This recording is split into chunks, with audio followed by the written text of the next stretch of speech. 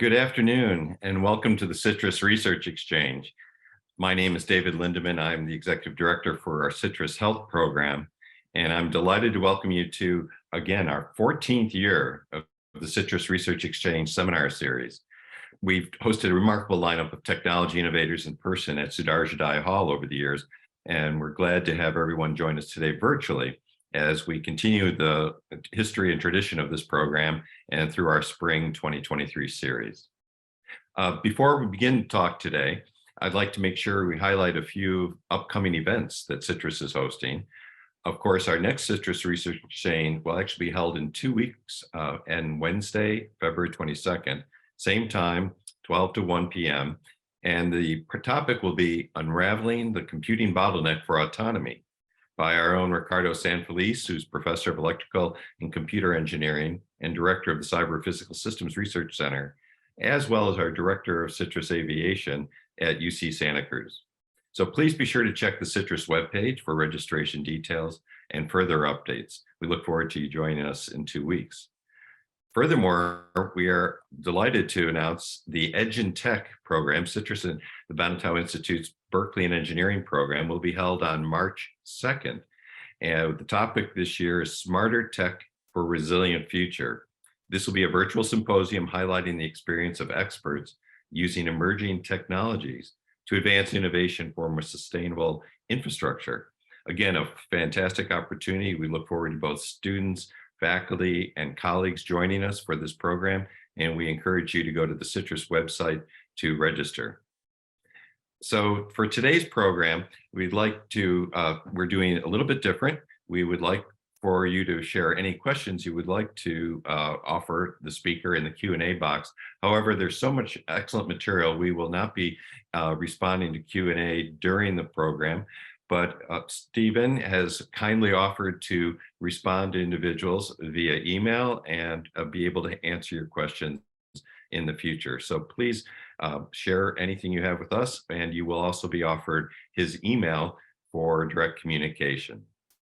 So without further ado, I'd like to share that we are delighted to have Stephen Johnson, who holds dual roles at Merck KGaA in Darmstadt, Germany, as well as the EMD Electronics as Vice President and Head of Technology Transformation and Enablement in the Electronics Business Unit, as well as Vice President, Head of Technology Scouting and Ecosystem Enablement in the Corporate Science and Technology Organization.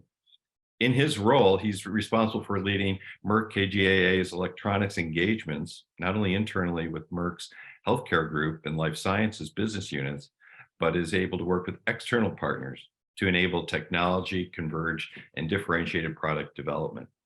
In addition, he is part of Merck KGaA Electronics leadership team, and he's responsible for defining their strategic engagement plans with the semiconductor ecosystem. So in his corporate science and technology organization role, Dr. Johnson leads Merck's KGaA Enabling Technology Scouting Organization to identify and launch disruptive technology and new business growth programs. And they span electronics, healthcare, life sciences, ecosystems, and other product areas. We're thrilled to have Stephen Johnson join us today, and you are in for quite a wonderful program. Stephen, the floor is yours. Excellent. Thank you so much for that very kind introduction, and good afternoon to everyone. I very much appreciate the opportunity to speak here at the Citrus Forum and talk about what Merck is doing in the bioconvergence space. So as I pull up my materials, as I was thinking today about how to frame my talk, I was debating, do I go deep in one particular area, or do I go broader but maybe potentially more shallower? And assuming that folks are joining from multiple types of disciplines, multiple backgrounds and domains expertise, I decided to go for the latter. But as David was saying, be happy to have any follow-up conversations with anyone. You can see my email address on the bottom of the screen here to have deeper conversations on any of these topics that we're talking about. So as I look at bioconvergence and what it means for all of us going forward, I somewhat liken it in my mind to autonomous driving.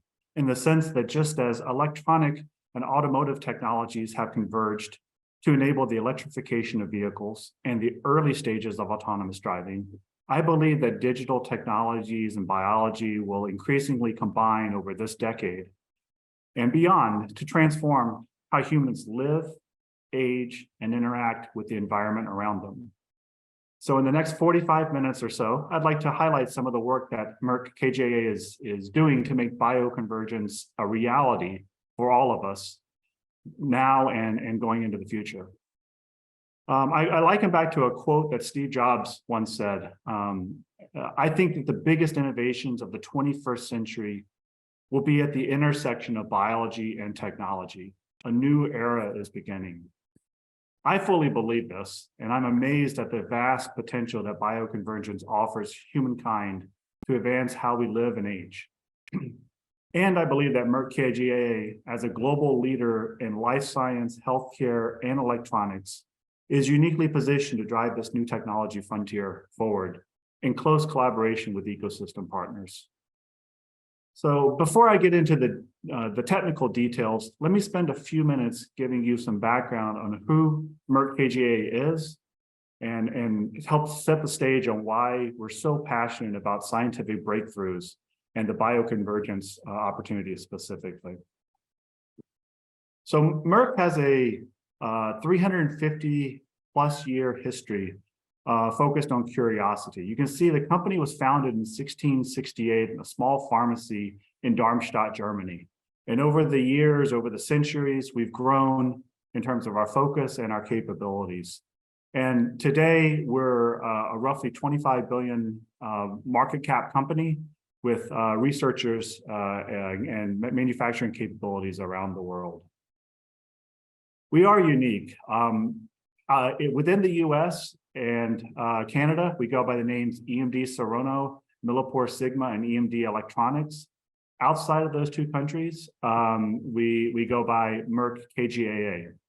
And since our founding over 350 years ago, we've truly become a global player with more than 60,000 employees, operating in 66 countries, working on breakthrough solutions and technologies across the life science, healthcare, and electronics technology areas. And I believe it is this unique combination of life science, healthcare, and electronics all underneath one corporate umbrella that truly makes Merck KGaA uniquely positioned to drive this bioconvergence revolution that we'll talk about.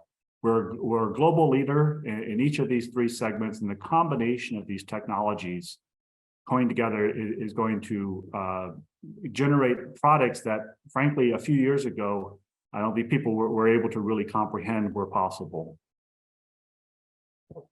So let's dive a little bit into the bioconvergence. And let's start by looking at the human body. It's an absolutely fascinating specimen of science. The human genome consists of roughly 1.5 gigabytes of DNA data. And there's roughly 15 trillion cells in the body. So you multiply these two together and you get roughly 23 zettabytes of DNA data that's in each side, inside of each of us. Now, if we compare this to 2021, the overall amount of data that was generated in the world was estimated to be around 79 zettabytes. So within each of us is roughly 1/3 of the amount of data that humans and machines generated together over the course of the past year. That includes all the videos, the emails, the IoT devices, and many, many other data streams. Looking forward, data generation is projected to grow to roughly 175 zettabytes in 2025, a very healthy increase of 100 zettabytes over 4 years. But still, that's only 4 people's worth of DNA data. So the collective information just inside of people joining us here today vastly outnumbers this global data sphere.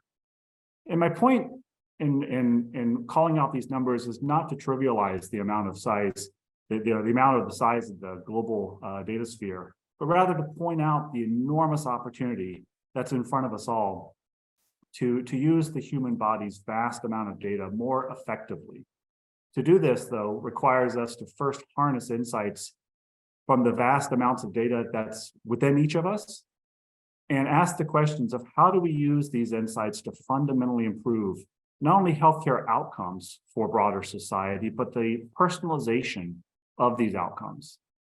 And essentially is how do we make sense of this vast amount of data, generate insights and correlations that would previously gone undiscovered, and individualize these understandings to improve patient outcomes? The answer, in my opinion, is bioconvergence and the simultaneous deployment of advanced biology insights with big data insights powered by artificial intelligence in adjacent science disciplines like material science.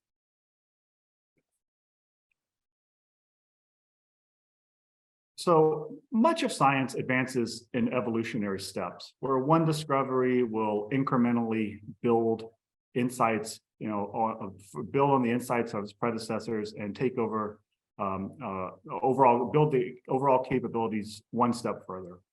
But with bioconvergence and the unique combination of scientific disciplines merging together to make it a reality, I think we're on a cusp of a much more revolutionary advancement. And to me, bioconvergence offers this opportunities, the possibilities of being as revolutionary society today as the assembly line was and the computer were decades ago. In the coming minutes, I'll give you some examples as to why I believe bioconvergence holds such promise for humankind. So bioconvergence is going to open new opportunities. And we envision that it's going to unlock the personalization of medicine that is tailored to each of our unique molecular signatures. So treatment and aging plans that are unique to our individual genetic makeups, metabolism and diets, environmental surroundings, and many other variables that make each of us, us. And also an unprecedented connectiveness to everything and everybody. So simply put, it will fundamentally enable human-to-human and human-machine engagements that seemed like science fiction when we were all children. So this exciting thing is this revolution and the myriad of opportunities that it offers us has just begun. But no doubt it will and it is transforming society as we know it today. We at Merck KGaA define bioconvergence as a multidisciplinary approach that harnesses the synergies across data, digital, and material science, as well as biotechnology to ultimately improve the speed and impact of scientific discovery. It holds the promise to enable highly personalized medicine, as I mentioned, 100-fold or more efficiency increase in drug discovery that we'll talk about in a few minutes, vastly improved healthcare treatment efficacy, and even broader incorporation of how the human brain works to guide the future of compute. And we'll touch on many of these as we go through this hour. So if we take a couple of steps back and say, what are the fairly high-level definitions of bioconvergence? The question starts to become, what are the specific examples of science where this manifests itself? Why are these new areas of science emerging now? And what tools do we have available from a business and ecosystem shaping perspective to bring this concept to life? So one way to look at these megatrends is by classifying them into the three buckets that are shown on this page. The future of computing, production and development of new treatments, and R&D enabling technologies. And while each category is fascinating in and of itself, the connections and the interactions between them is what truly fascinates me. So the connection between chip development and novel therapeutics offers ways to use the power of semiconductors to revolutionize biological treatment options going forward, and for the future of computing and storage to learn from biology with step function improvements in power efficiency and density. The convergence of production and development of new treatments is being advanced by building block R&D enabling technologies that are shown at the bottom of the page that provide researchers the tools that they didn't have even at the turn of the century. And to truly deploy AI into new application areas like drug discovery and development, there's been a close coupling of the application area with hardware deployment and insights into semi-hardware today, as well as emerging compute technologies. And while individual companies have a lot of resources and incredibly bright scientists to drive this forward, we are also looking at a situation, in my opinion, where no company is or can be an island. The complexity is simply too great, and the idea is too vast for a 100% internal innovation approach. So here at Merck and many other companies as well, we leverage all of the ecosystem capabilities that are shown on the right-hand side of this page to create and advance concepts on the left side of the page, engaging with academia, consortia, startups, venture capital funding, national labs, and research institutes. And this is an example, I believe it truly does take a village to deliver these cutting-edge scientific breakthroughs. So we've already seen the initial promise of what bioconvergence can mean for mankind. Think of rapid genomic sequencing to deliver the COVID-19 vaccine from what would have been many years to just a few months to save countless lives. And we're just starting to see a few examples of drugs targeted to a person's specific genomic makeup. These are remarkable advancements in science, but they're also just very much the tip of the iceberg of what is possible. So through bioconvergence, we can imagine a future world where many millions of cells can be identified, classified, and sorted in under a minute, only using a square centimeter of silicon. Implanted systems that are scalable, ultra-low power, capable of closed-loop stimulation, down to the single axon level exist for precise nerve stimulation to treat diseases. And I'll give an example of this in just a second. 100,000 or more biomarkers can be detected in minutes.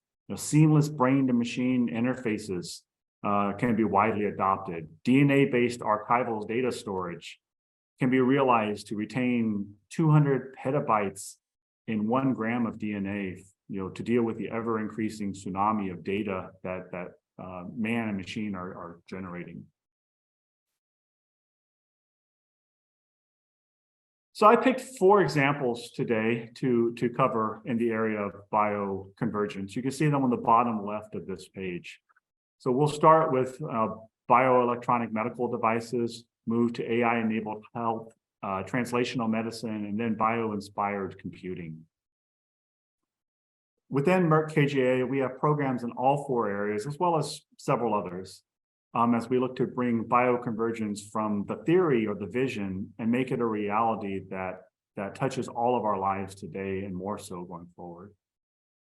So to make this vision happen, we really need to look at these opportunities not in the traditional singular lens of something being a medical problem or something being a physics problem or something being a chemical or electrical engineering problem, but rather a multidisciplinary approach and multidisciplinary problem to be solved that's waiting in front of us. And this will require a completely new set of collaborations, a completely new set of skills for folks in the industries that typically haven't occurred between science disciplines.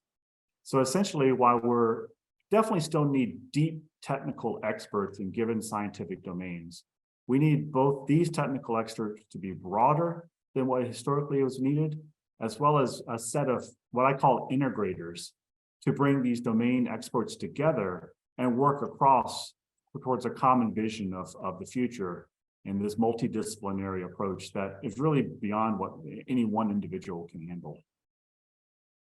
So let's start with one example here of bioconvergence, that being bioelectronics, and the opportunity that bioelectronic medical devices hold in becoming a paradigm shift for millions of patients.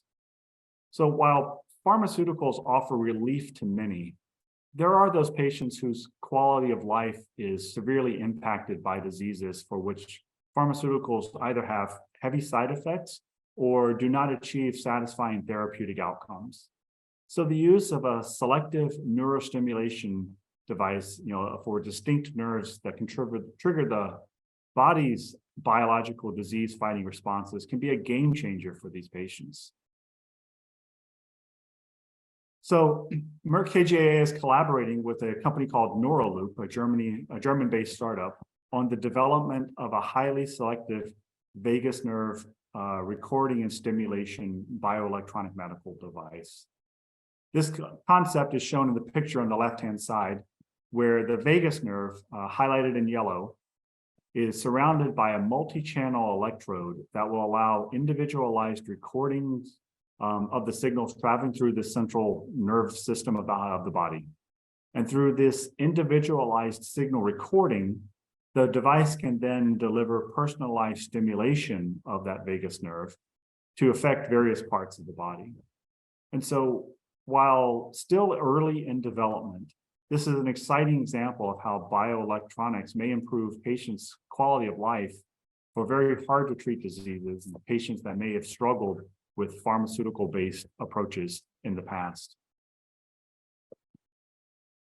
Another example of this approach, an extension of this approach, is shown on is illustrated with another collaboration that we have ongoing with a company called Enervia. We've all seen where devices have become more complex over time, and thus compute demands increase. So, think of your cell phone from 10 years ago versus today. The capability, the complexity is night and day different. But opposing this thread of increased compute capability and performance is the miniaturization over time of devices. And you combine these two trends together, and it necessitates a more efficient power utilization for the given device function. So to address this, Merck KGaA is bringing electronics innovation to biology through a collaboration with Enervia. This collaboration is investigating the use of graphene oxide electrodes to lower the electrical resistance and thus decrease the power consumption while maintaining a constant stimulation efficacy. These two collaborations together should leverage each other and scale so that we can deliver even more capability to patients using bioelectronics.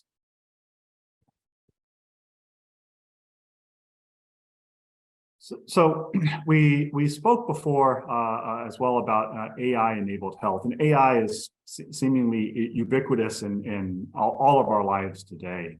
This is certainly true in the health space as well.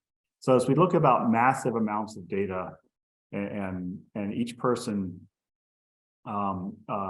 being different, as we spoke about before, drug discovery typically will take 10 to 12 years. With a, roughly speaking, 10% probability of success of a drug making it through the process life cycle and reaching patients. Roughly $2 billion plus to bring a new drug to market as well. So the question is, how can we increase the probability of success of a drug making it to patients, having that in-patient result that we're all seeking, and also open up the opening intake of the funnel so that we have more drug possibilities to be able to test and test efficiently. How can we personalize these results more for you and for me so that they do react to our individual body makeups? Increasing the probability of success, as I mentioned before, and shortening the drug development time. AI, we believe, is a key answer in making all this become a reality. So when I first started in the industry, we were using tools like JUMP to look for data correlations, and we were doing this ourselves. And frankly, there's only so much that one human brain can process itself.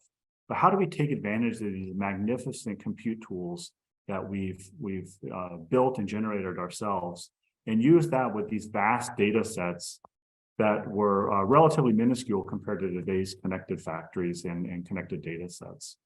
So as we look at drug discovery going forward, or even more broadly, materials discovery going forward, drugs being one example of that material discovery, AI is just emerging in its use case to impact various industries.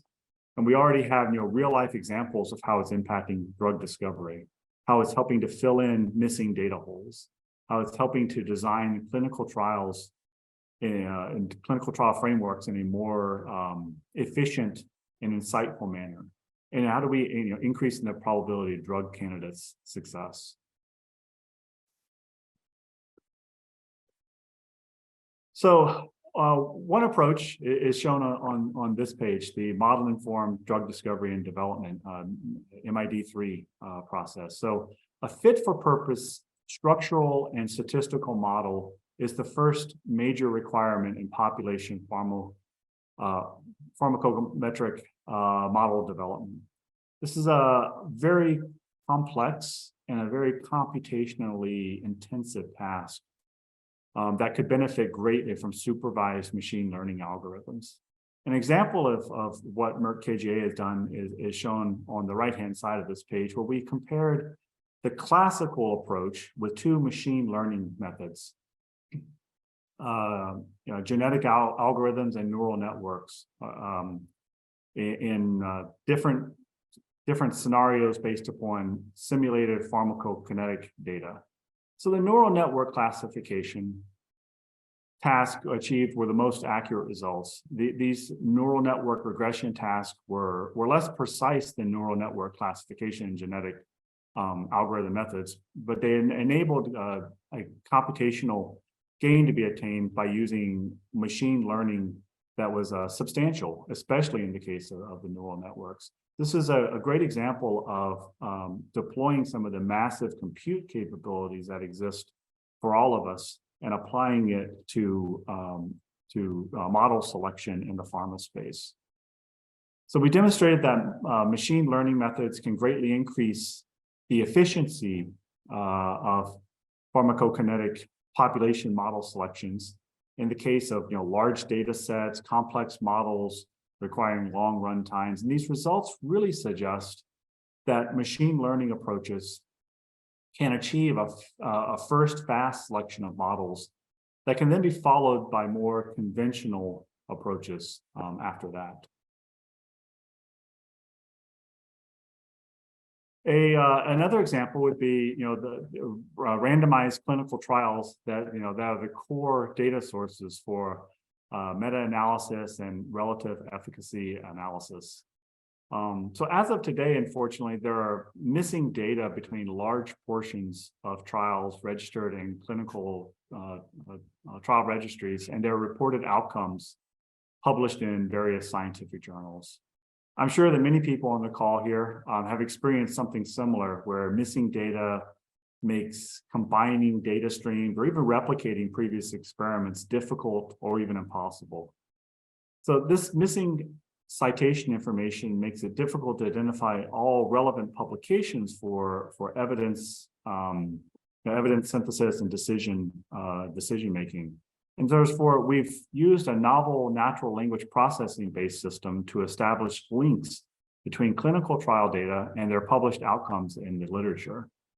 Different approaches, leveraging information retrieval, machine learning with embedding features that were developed systematically and then evaluated. And the results really show that shallow machine learning approaches with embeddings provide promising results, indicating the value that it can add to overcome the limitations of manual search and analysis and missing data points that may be present in publications.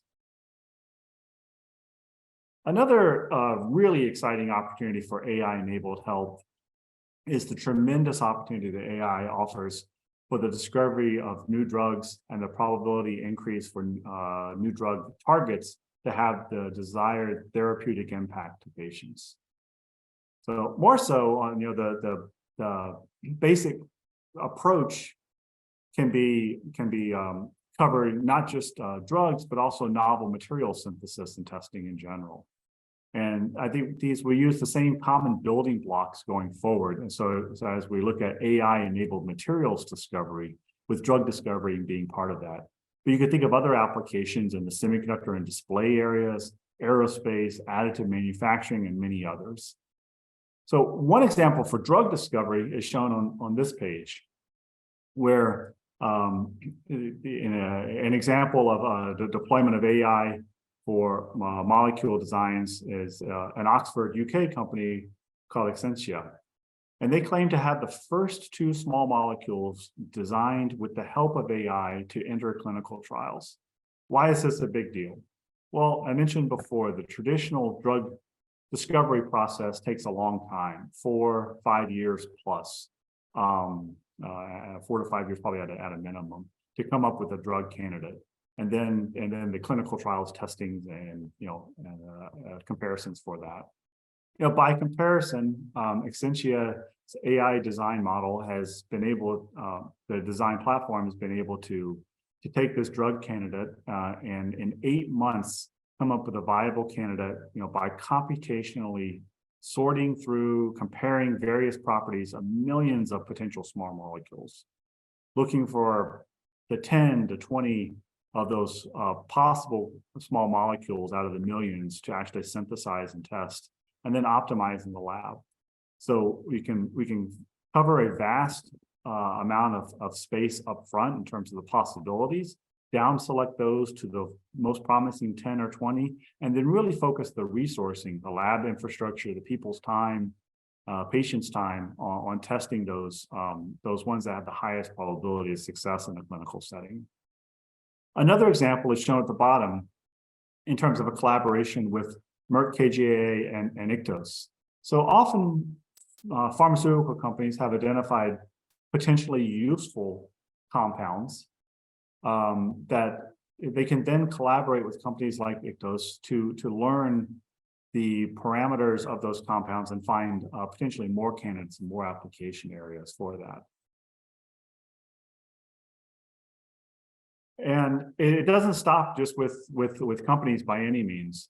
Merck KGaA is a founding member of two AI enablement consortium, one based in Toronto and one based in Israel.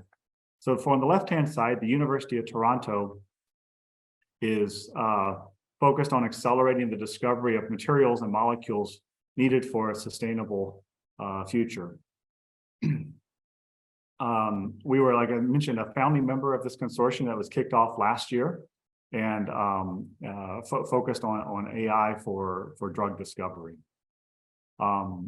This consortium is bringing together multiple disciplines, multiple scientific disciplines, science, engineering, data analytics is a big piece, as you can imagine. And the combination of these capabilities, both from what companies need for drug discovery, as well as training of students for next generation skill sets, is proving to be very valuable.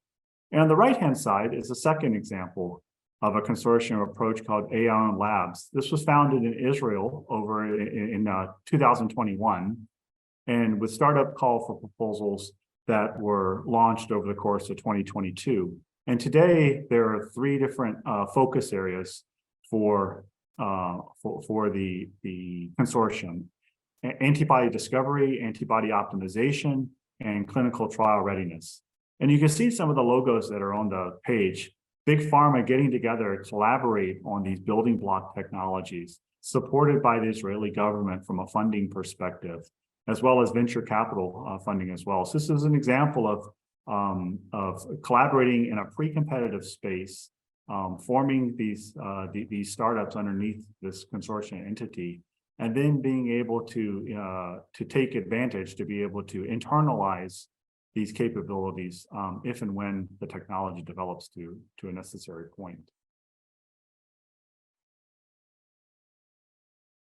So one final piece of AI-enabled health that I think is critical to talk about would be, digital medicine and AI in general, obviously, new fields. And we've all seen in the news questions about AI ethics and how do we deploy new technologies like this in a transparent and an ethical way going forward.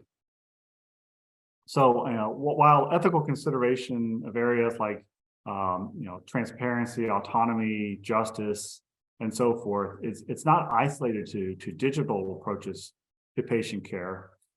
The digital AI aspects that I was describing before really puts a sharper or a brighter spotlight to these areas in a digitalized world. And with some of these unique digital-based considerations is rising as well. So at Merck KGaA, we were a pioneer in this field with the creation of a digital ethics advisor panel and a code of digital ethics nearly 10 years ago that really guides all that we do in this area.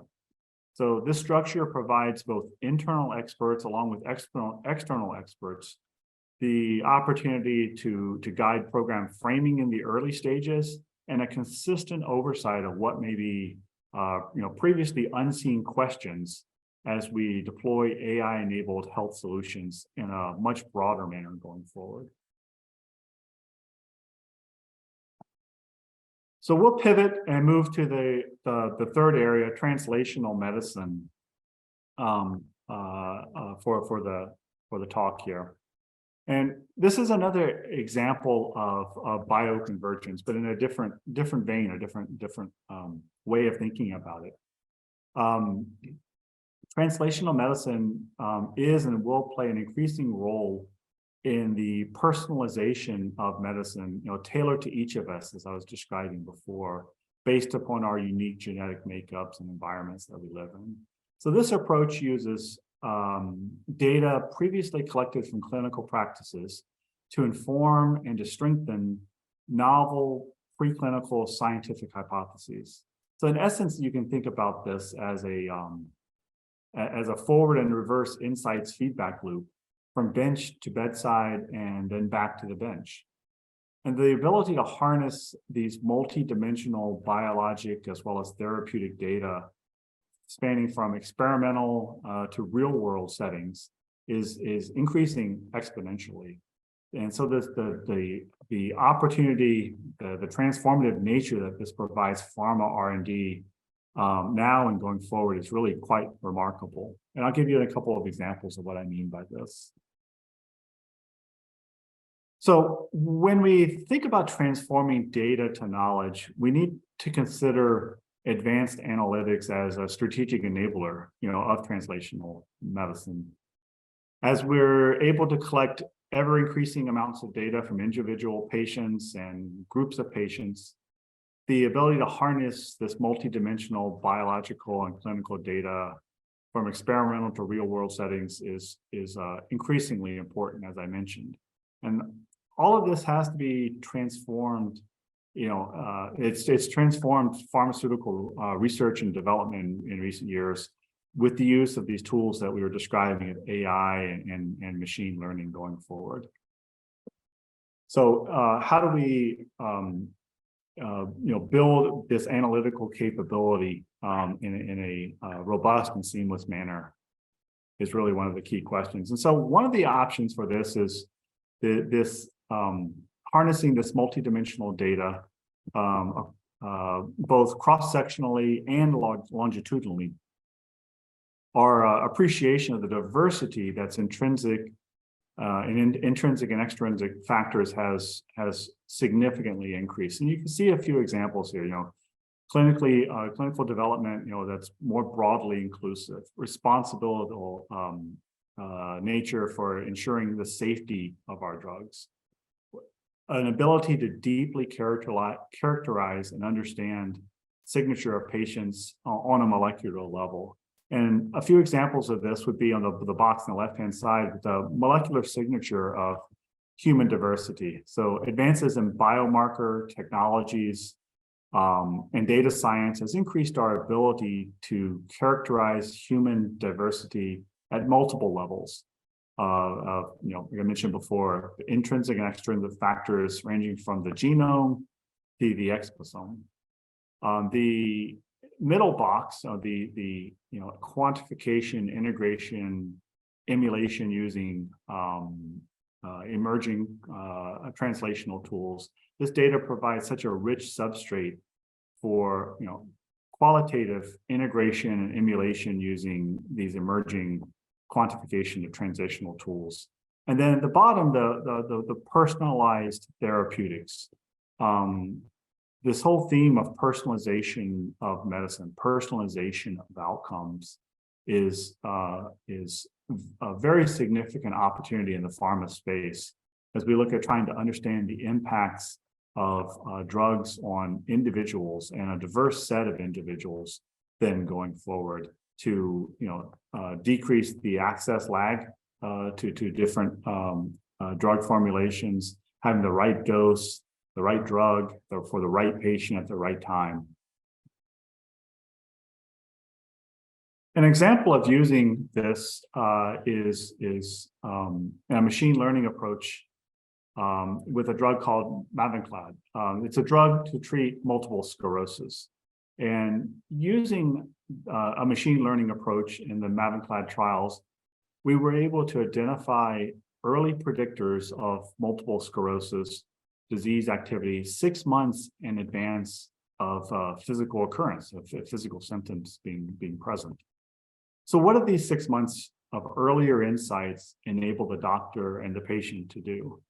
So not only did the outcome itself improve, our understanding of the mechanism of the onset of the disease activity in MS patients, by allowing the early identification in a clinical setting, it also allowed for 6 more months of preventive measures, 6 more months of therapeutic interventions, 6 more months of frequent patient monitoring to occur to improve the patient's quality of life, both before the onset of disease activity, as well as the 6 months for a better life for the patient, better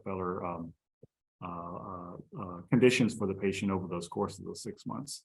So this is I think a great example of a piece of research that has real life, high impact importance, and a great example of what bioconvergence is all about, which is ultimately, to me, making the patient's lives better through this multidisciplinary approach and the personalization of the medicine to the individual.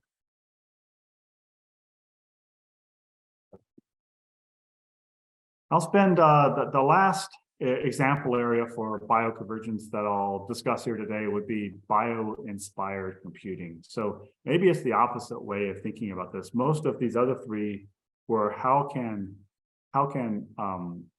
electronics or how can compute help to enable better clinical trials, better drug formulations, better patient outcomes. The bio-inspired compute is really the opposite. How can compute learn from and be inspired by biology?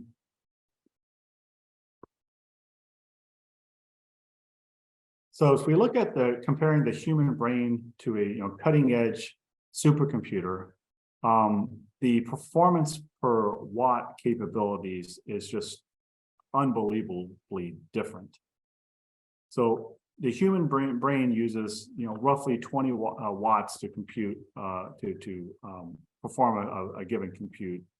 A supercomputer today would be roughly 65 megawatts to do a similar job.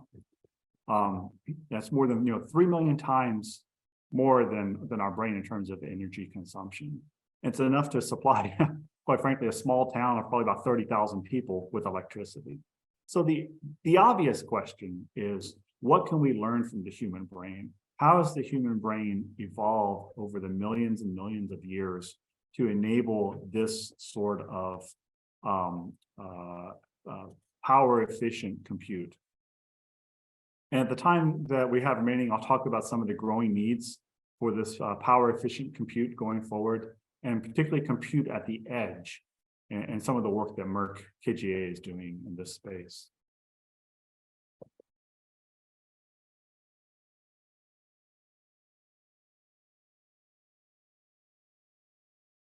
So if we look at power consumption and sustainability, these are some of the grand challenges in front of us. So one example would be training a single AI model. I've been told emits about 300 times the amount of CO2 as a round trip plane trip between San Francisco and New York, training a single AI model. So we need orders of magnitude improvement in the compute performance per watt going forward.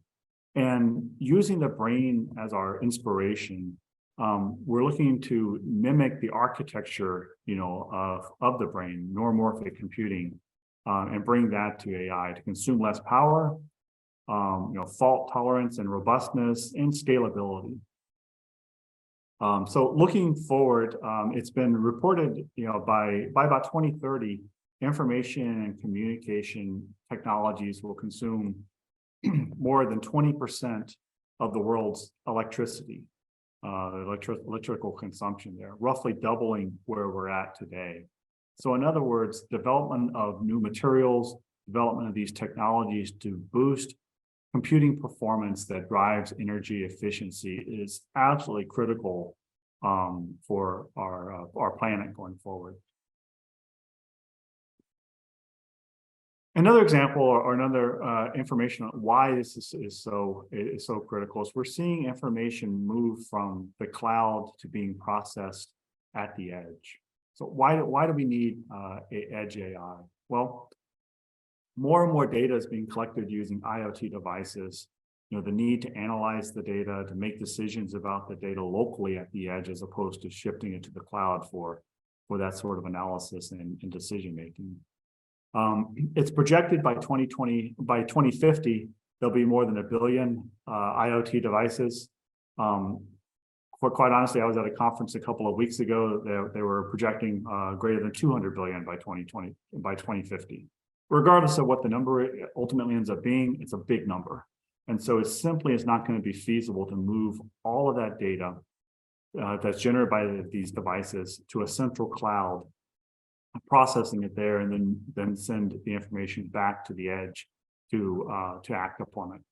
So a decentralized data processing capability at the boundary of networks, at the edge, is really what is really driving a lot of the future going forward. And on the right-hand side, you'll see a few examples of why this is so important. So an Airbus A350 airplane is, in a glorified sense of the word, a massive set of sensors in the sky, generating about 2.5 terabytes of data each day. Global security cameras generate about 2,500 petabytes of data each day. And the growing use of voice assistants, even for very small amounts of time, would necessitate a doubling of the data center footprint for companies like Google, if everyone's just using their Android phones for measly 3 minutes per day. So clearly, the processing of data at the edge and doing so in a very efficient manner is critical going forward for growing of the industries as well as sustainability. And there are some, fundamental differences in the operation, the organization, the programming, communication, timing between von Neumann, architectures, which on the left-hand side, which are more of the classical CMOS that we all know from our computers and phones and everything today, versus a neuromorphic architecture that's shown on the right-hand side. These differences are substantial and probably would be a discussion in and of itself. So I definitely don't have time to dive into all the details here today. But for the sake of time today, let me just say that the neuromorphic architectures on the right-hand side, inspired by the brain and its collection of neurons and synapses, that will enable both processing of data and the storage of data in a very different and a very highly energy efficient manner going forward. So going back to the slide that I was showing before about the brain versus supercomputer power efficiency, we have the opportunity to learn from the brain, the millions of years of evolution that the brain has undergone, and truly use that as a template for what future computing may look like going forward.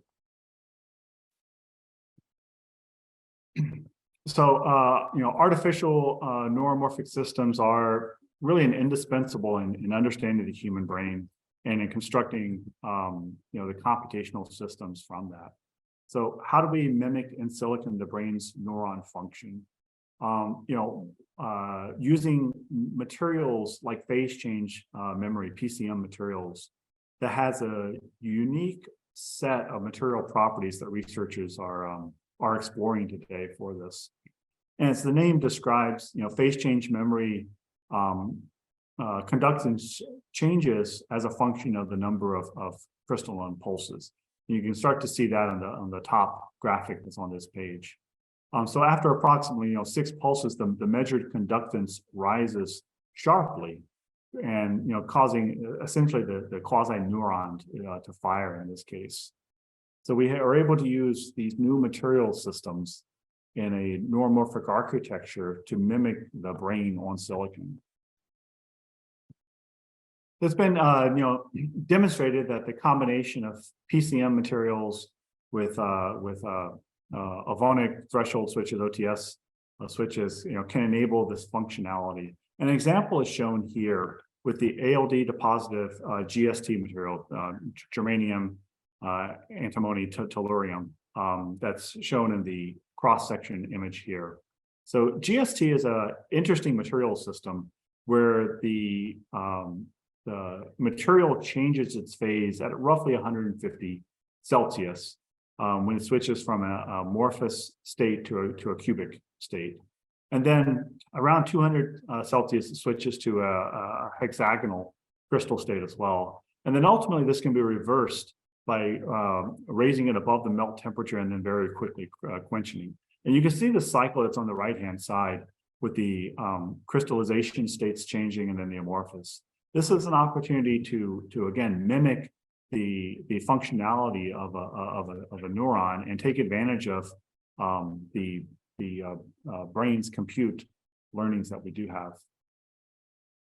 So to jumpstart this, about a year ago, Merck KGaA electronics business sector kicked off a neuromorphic computing incubator based out of our Silicon Valley hub to productize neuromorphic synaptic memory designs using novel and proprietary in-house materials. So our Silicon Valley site has an advanced 300mm equipment line that's both used for testing of new material systems, circuit designs, as well as full integrated silicon processing capabilities. And we're leveraging this capability to advance neuromorphic computing and look not just at the material properties and performance themselves, but also more at a system level of how do these material properties, how do these new material stoichiometries ultimately manifest themselves in performance of an integrated piece of silicon. So while still early, the technology is advancing rapidly and holds a lot of opportunity to bring neuromorphic computing and the power efficiency that we can provide to tangible products in the coming years. And I mentioned in one of my first pages about engaging the ecosystem, that a lot of these problem statements are bigger than any one company. This is an example of how Merck KGaA is using its venture capital group, Merck Ventures, to invest in a couple of companies that are shown here, Memorex and Sensence, for the early stage evaluation of combining compute and storing in the same location that Memorex is focusing on. This uses a crossbar array technology and represents one synapse at each of the cross points there, with various synaptic weights being applied. The Sensence shown at the bottom is a company that we've invested in to focus on the development and dedicated event-driven neuromorphic processing for real-time vision processing. And so these processors with ultra-low power consumption, ultra-low latency can really pave the way for IoT devices now and going into the future for gesture recognition, face or object detection, location, tracking, surveillance, and so forth. And one final piece, just because it's a technology that absolutely fascinates me, is DNA-based storage. And to me, this could be the ultimate example of what bioconvergence can look like. So can we move from silicon space storage, DRAM, NAND, sorts of memory storage capabilities today, and over time shift this to DNA? Why is this interesting? Well, simply because the storage capacity, the storage density is enormous. So, if you look at the density of a single, gram of DNA can store at least 200 petabytes of information, which is almost equivalent to 1 million external hard drives of 1 terabyte capacity each. So just an amazing amount of storage capacity. Another way to look at this would be if you take all the information as all the data that exists in the world today, and we're combining it at a one storage location, you could theoretically store this in about 1 kilogram of DNA. So the opportunities that this presents are enormous. Now, at the same time, the technology challenges are also still enormous. It's not ready for productization by any means today. But I would say it's making good progress as researchers devote more and more attention to this going forward. So I'll leave you with 4 key takeaways today. Bioconvergence is rapidly disrupting numerous fields and will continue to do so. We're just at the beginning of this inflection point. Future technology complexity requires a multidisciplinary approach. Digital and data is going to be the backbone of this going forward. And the challenges are numerous. The opportunities are immense, and the solutions are going to require a much deeper understanding and deeper, broader collaboration than what we've had today. So to realize this bioconvergence vision, this personalized healthcare for individual patients, allowing us to gain insights from group data that was previously hidden. It's going to require much deeper blending of these insights from digital data, from material science, from engineering, from healthcare. But I firmly believe that Merck KGaA, with its industry-leading positions in life science, healthcare, and electronics, is uniquely positioned to drive this forward. I'd welcome any follow-ups that folks may have. Feel free to please reach out to me. My email is at the bottom of this page here. And I look forward to collaborating here going forward more in the future. Thank you so much for your time today, and I wish everyone a great 2023.